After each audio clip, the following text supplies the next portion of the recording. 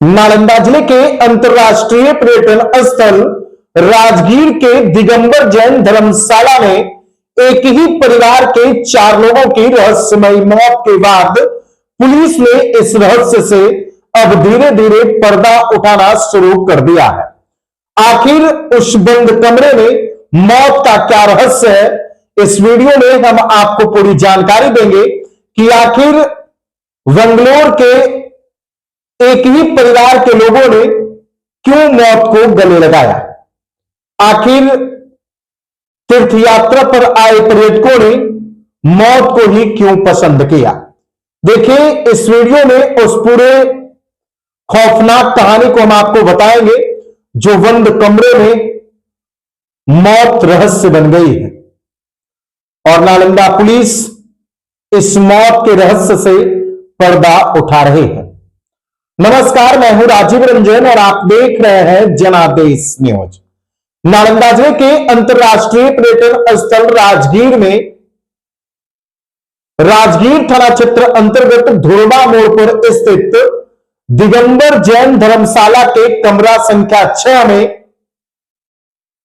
एक ही परिवार के 4 लोगों की संदिग्ध परिस्थिति में मौत हो गई और शुक्रवार की सुबह में यानी 6 फरवरी को सुबह में जब धर्मशाला में दुर्गंध आने लगी तब जाकर के इस पूरे मामला का खुलासा हुआ और कमरे से एक साथ 4 डेड बॉडी मिलने के बाद इलाके में सनसनी फैल गई कि आखिर उस बंद कमरे में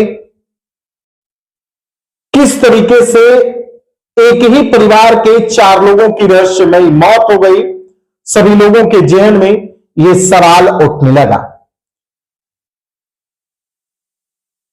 देखिए मरने वाले जो पर्यटक है वो कर्नाटक यानी बेंगलोर के रहने वाले हैं और मृतकों की पहचान बेंगलोर के रहने वाले रतन वाला राजू की 78 वर्षीय पत्नी जी.आर. सुमंगला, उनकी 48 वर्षीय पुत्री शिल्पा जी.आर. और 43 वर्षीय पुत्री श्रुथा जी.वी. और 50 वर्षीय पुत्र जी.आर. नागा प्रसाद के रूप में की गई। घटना की सूचना मिलने के बाद घटनास्थल पर एफएसएल की टीम को बुलाया गया, डॉग स्क्वाड की टीम को बुलाया गया। डीआईयू की टीम भी घटनास्थल पर पहुंचकर मामले का अनुसंधान करना प्रारंभ की। प्रारंभिक जांच के दौरान जिस कमरे में ये पर्यटक ठहरे हुए थे उस कमरे से 25 पत्ता नींद की गोलियां बरामद हुई और काफी मात्रा में कपड़ा और बर्तन बरामद हुआ। यानी ये पूरे परिवार जो है, मां, 2 पुत्री और 1 पुत्र, वहां से पूरी तैयारी करके राजगीर आए थे और जैसा कि धर्मशाला प्रबंधक के द्वारा यह बताया गया कि पिछले 31 जनवरी को जी.आर. नागा प्रसाद के द्वारा कमरा बुक कराया गया था और जी.आर. नागा प्रसाद पिछले 31 जनवरी से धर्मशाला में ठहरे हुए थे। 3 दिनों से उनका कोई अता पता नहीं चल रहा था। हालांकि कमरा जो था वो अंदर से बंद था, लेकिन बाहर के लोगों को शायद ये मालूम नहीं था कि बंद कमरे के अंदर खौफनाक राज छिपा हुआ है। शुक्रवार को जब दुर्गंध तेज हो गई तब जाकर धर्मशाला प्रबंधन की नींद टूटी और प्रशासनिक अधिकारियों की मौजूदगी में, मजिस्ट्रेट की मौजूदगी में जब पुलिस के पदाधिकारी और पुलिस के कर्मी दरवाजे को खोलकर देखते हैं तो अंदर का नजारा देखकर हैरान हो जाते हैं और एक साथ 3 महिला और 1 पुरुष का डेड बॉडी मिलने के बाद इलाके में सनसनी फैल जाती है। लोगों के बीच तरह तरह की चर्चाएं शुरू हो जाती है। मृतकों की पहचान कर्नाटक के रहने वाले पर्यटक के रूप में की जाती है। तत्पश्चात इसकी सूचना कर्नाटक पुलिस को दी जाती है, बेंगलोर पुलिस को दी जाती है। बेंगलोर पुलिस उस परिवार को सूचना देती है जिस परिवार के ये सदस्य लोग राजगीर में रुके हुए थे। देखिए, अब जो इस मामले में अपडेट आया है वो ये है कि जेल से निकलने के बाद जीआर नागा आखिर ऐसा क्यों विचार किया और उसने राजगीर के इस कमरे को क्यों चुना कि पूरे परिवार के साथ जाकर राजगीर में मौत को गले लगा ले। जीआर नागा अपने भांजे की हत्या के आरोप में 5 महीने तक जेल में रहा और उसके बाद जब जेल से 17 दिसंबर को उसकी जमानत हुई तब उसने राजगीर को अपना अंतिम यात्रा चुना और पूरे परिवार के साथ आखिरकार राजगीर में मौत को गले लगा लिया। बंद कमरे के उस रहस्य से लगातार नालंदा पुलिस पर्दा उठा रही है कि आखिर एक ही परिवार के जो पर्यटक राजगीर पहुंचे थे उन पर्यटकों ने आखिर मौत को गले क्यों लगाया। उस बंद कमरे के उस रहस्य से पर्दा उठा रही है, उस बंद कमरे के उस राज को खोल रही है जो बंद कमरे के अंदर हुआ। 3 महिलाओं के बीच एक पुरुष, मां का बेटा और 2 बहनों का भाई, जो 5 महीने से अपने भांजे की हत्या में जेल में बंद था, 17 दिसंबर को जेल से छूटने के बाद पूरे परिवार के साथ प्लान बनाता है कि वो तीर्थ यात्रा पर राजगीर जाएगा और राजगीर आकर उसने खौफनाक वारदात को अंजाम दे दिया और मौत को गले लगा लिया। देखिए, पूरी कहानी हम आपको बताते हैं, धैर्य रखिएगा और इस वीडियो को ज्यादा से ज्यादा लोगों तक शेयर कर दीजिए। घटना के बाद पुलिस के द्वारा बेंगलोर के पुलिस को सूचना दी गई, तत्पश्चात बेंगलोर पुलिस के द्वारा उनके परिवार वालों को सूचना दी गई और आज यानी शनिवार को मृतक के एक चाचा जीएन ब्रुसुब्बा और चचेरी बहन सम्या कथवा जैनडी और एक पड़ोसी रोहित भीवी सभी बैलेडापेटे गुब्बी ग्रामीण तामकुर कर्नाटक के रहने वाले हैं और सभी लोग आज बिहार शरीफ सदर अस्पताल पहुंचे, जहां मृतक के परिजनों से पुलिस के द्वारा पूछताछ करने पर बताया गया कि कर्नाटक पुलिस के द्वारा उन्हें घटना की जानकारी दी गई और घटना की सूचना मिलने के बाद वे लोग यहां पहुंचे हैं। जो मृतक जीआर नागा प्रसाद है, उनके चाचा और चचेरी बहन के द्वारा यह बताया गया कि ये सभी लोग संयुक्त परिवार में हैं और इनकी संपत्ति भी संयुक्त प्रॉपर्टी है, ज्वाइंट प्रॉपर्टी है।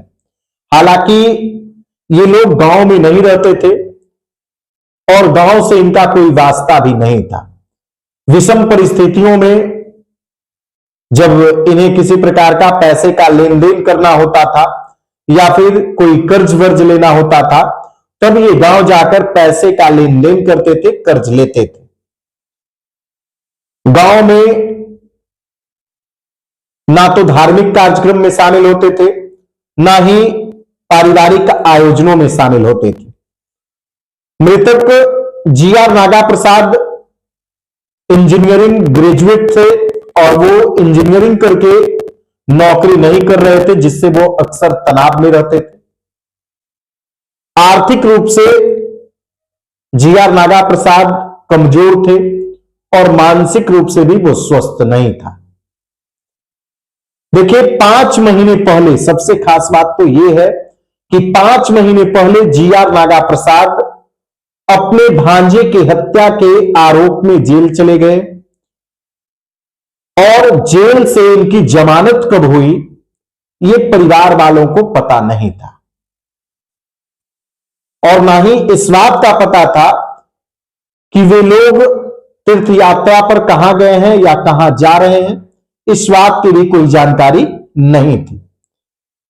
हालांकि जैसे ही पुलिस के समक्ष परिजनों के द्वारा यह बात बताई गई, तत्पश्चात परिजनों के बयान के आधार पर परिजनों के सामने पुलिस के द्वारा कागजात की जांच की गई और कागजात के जांच के क्रम में यह पाया गया कि जिला एवं सत्र न्यायालय से निर्गत एक जमानतीय आदेश उस कमरे से भी बरामद हुआ जिस कमरे में ये लोग ठहरे हुए थे।